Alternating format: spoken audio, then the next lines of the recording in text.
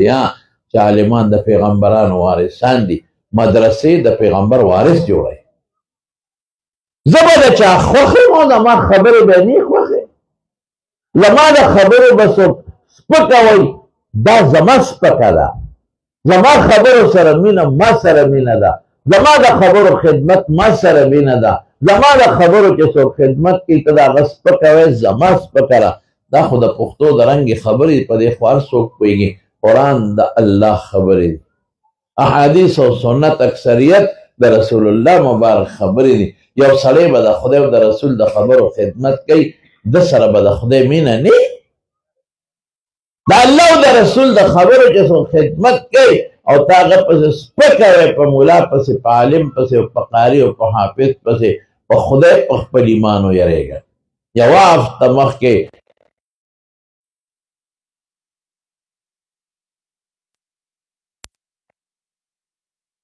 د احمد ابن حنبل نه عن رجل يسب العالم يسب المحدث، د یو سړي تپوس یې وکړه چې هغه د حدیثو د استاد بد رد وایي، دا سړی څنګه دی؟ په خدای یقین چې احمد ابن حنبل پاسې وی زندیق زندیق زندیق او مجلس یې پرېښود او لاړ. زما به د خدای سره مینه وي، که د خدای د خبرو سره مینه به نه، زما د الله سره به مینه وي، د الله د قرآن سره مینه به نه. نو مینه څه ته وایي؟ دې ته وایي یوازې چې قرآن به ښکلوم، بلکل دا مینه ده. مینه دا هم ده چې قرآن سینې پورې ونیسې، مینه دا هم ده چې قرآن شریف له خپلې المارۍ جوړه کړې، لیکن غټه مینه دا ده چې د قرآن خدمت وکړي او چې څوک یې خدمت کوي هغه سره محبت وساتي. د خو دغه د خدای نه غواړم زمارونو، زه به تاسو ته دا ووایم په خدای چې زما ته کله یادي کله مې یېري بېله خبره، ګنې اکثریت زما په دعاګانو کې یا الله اشر الله د دین د طالبانو سره نصیب کې. دا کوم قوم دی د خدای په نس پروردګار رحمان ذات چې په دغه خلکو رحم نه کوي، کوي به په چا؟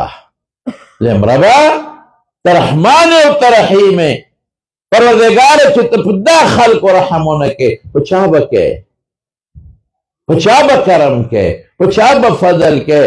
پروردګاره کومو خلکو چې ستا قرآن سینو سره نیولی دی، کومو خلکو چې ستا د قرآن خدمت سره نیولی دی، هغوی کو تحب کېږي الله رب دینه بلو کېږي الله.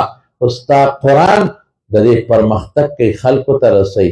ستا د پیغمبر مشن د خلکو په لاس کې نیولی دی. الله رحم کې په چا به رحم کې؟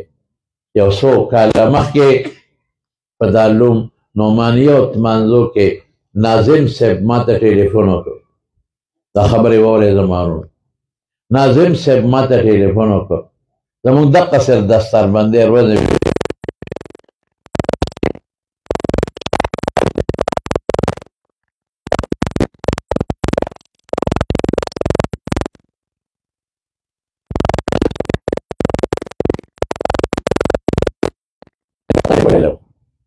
او هغه طالب علم یو ګوتمه ده مال راکړی چې دا راله خرڅه کړه، انګوټي ګوتمه د سرو زر دا راله خرڅه کړه.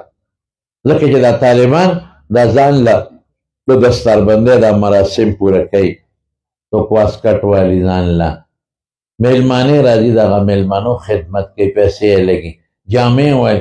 اگر چې زمونږ په دارالعلوم نعمانیه او تمانځو زه ګورئ محتمم نه ملته سبق ښیم، محتمم مفتی حسن جان صاحب دی. زمونږ قانون او قاعده دا ده، دا درېیم کال دی موږ دا شروع کړی چې موږ د طالب نه 1 روپۍ خرچه نه هلو، 1 روپۍ د سند پیسې هم ترې موږ نه هلو، سند اجازه ورکوو د هغې هم ترې نه هلو.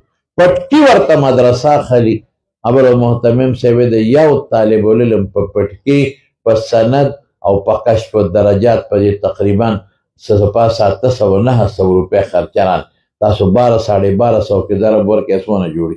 دا ټول د مدرسې له طرف نه فری اگر که تبرعاً د طالبان پیسې ورکوي، استاد ورته وایي چې راکړئ پیسې، تاسو له سندونه چاپ کوو، تاسو په جلسه خرچه کوو، په زور جبر نه، تبرعاً.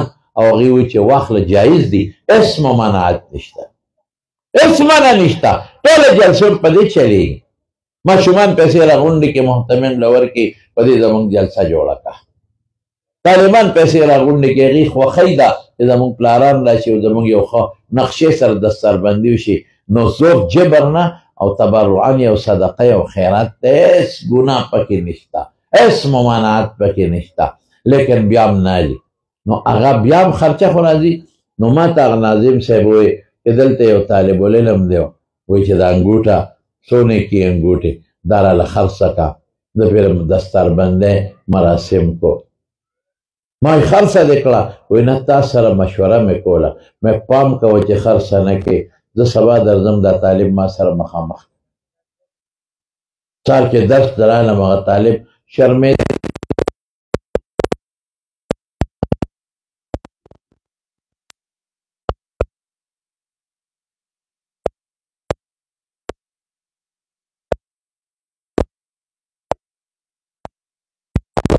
ما بچې وایم ما زما زر استاد یم، نو غرض دې په دی ستا نوم خو نه لرم. اوس خیر طالبان ټول موجود وه، ټول هغه وخت کې مونږ سره څه قدر 30 طالبان و دوره حدیث کې ټول موجود. ما ته ووایه بچې، هغه وژړل، وایي دا ما له مور راکړی دی، مور راکړه چې دا خرڅه کړه او په دې ځان له د دستاربندۍ ستا کپړې څپلۍ جامې اخلې، پیزار اخلې، دا په هغې باندې خرچه وکړه. مې مور دې څه خیال و دی، ولې درکړل پیسې نه وې؟ وایي نه. مور مې راته وژړل، بچې زما هغه غواړي چې نه ښه ډېره خرچه پته وکړه. د واده د خوشحالۍ نه دا غټه خوشحالي ده، دا د قرآن او د دین د فراغت خوشحالي ده. دا په دې خبرې اظهار د خوشحالۍ دی چې زما بچی نن حافظ شو، زما بچی نن ناظر اخوان شو، زما بچی نن عالم شو. دې نه غټه خوشحالي بله نشته چې مسلماني. مور مې ما ته وویل چې بچی ډېر مې څه غواړم، پلار دې نشته مړ دی او بچی کور یې سم نشته، نو زه څه وکړم؟ هېڅ مې نشته وس، دقه ګوتمه ده او دا واخله ځان له خرڅه کړه. او دا ګوتمه کوم ځای وه؟ دا هغه ګوتمه ده چې زما مور ته زما پلار د واده په شپه کومه ګوته کې اچولې. دا کوم ځای د ښځې زړه کېږي؟ دا زړه کېږي. د یو ښځې خبره وایي ما ته چې خاوند مړ خاوند کوم کالي په ګوته اچولی دی، که ګناه نه وي نو چې دا قبر کې زما ته همدقه ګوته کې کېدی چې دا ځان سره قبر ته مې یوسم. د ښځې کوم ځای زړه کېږي؟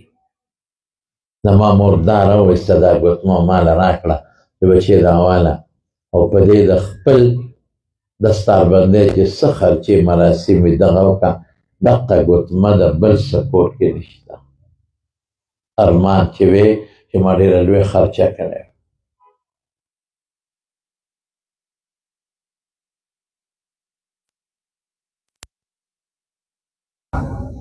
په دې جړل چې بل څه نشته. دا مور چې د خپل بچي د دستاربندۍ او د علم په فراغت باندې دقه د جذبې او د جړۍ اظهار کوي، رب ذوالجلال به په دې مور خپل کرم کوي که به نه کوي؟ ما وی ربه رحم دې څه شو؟ ربه رحمان رحمانیت کم خواله؟ ربه کریم کرم چرته ده؟ ربه جواد جود دې چرته ده؟ خدای په دې مور او په دقه بچي چې ته د خپل کرم او د خپل رحم او د خپل احساناتو بارانونه کې به پچا. دا علم دغسې حاصل دی. زما قسم دی قسم درته خورم او دس کې چې ما سره داسې طالبان فارغ شوي دي په سبق کې چې روزه سار نه ماسپښینه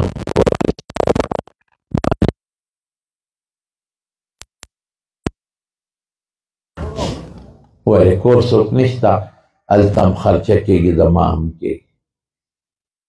او بیا د یو نه د ظالمانو هغه تېز رفتار دی چې چا پټم کړه.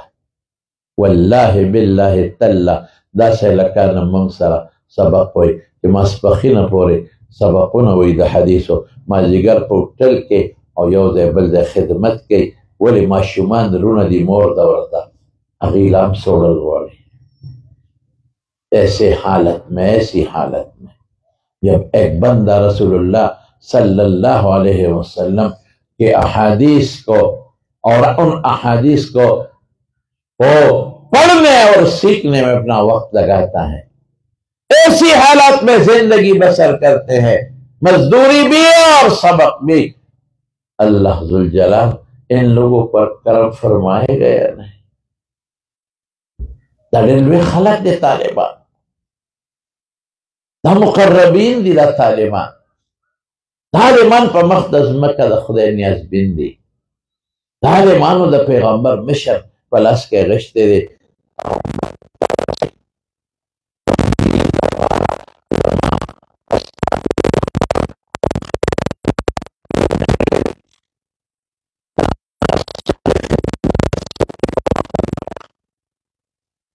لپاره چې رسول سورا نوازه ما ته تاسو دلته د میدان کې یو سړی راشي ما ته دی ووایي چې د مکې د خلکو د حضور پاک رانه په څه په بادشاه نه، په ځمکه وه نه، په کور وه نه، په مشرۍ وه بلکل نه. انهم لا يكذبونك ولكن الذين كفروا بآيات ربهم يجحدون.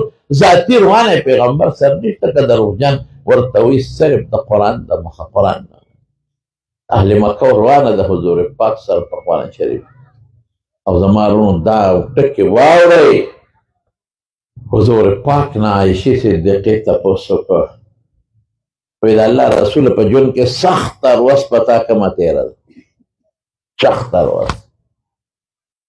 وایي عایشې هغه چې ستا د قوم نه مایوس شوم او طایف ته لاړم او د طایف نه واپس را روانم په ما د کاڼو چې کوم باران او یوازې د کاڼو باران نه، غلامان او ماشومان او لوی راپسې وو، چغې راپسې ویستلې.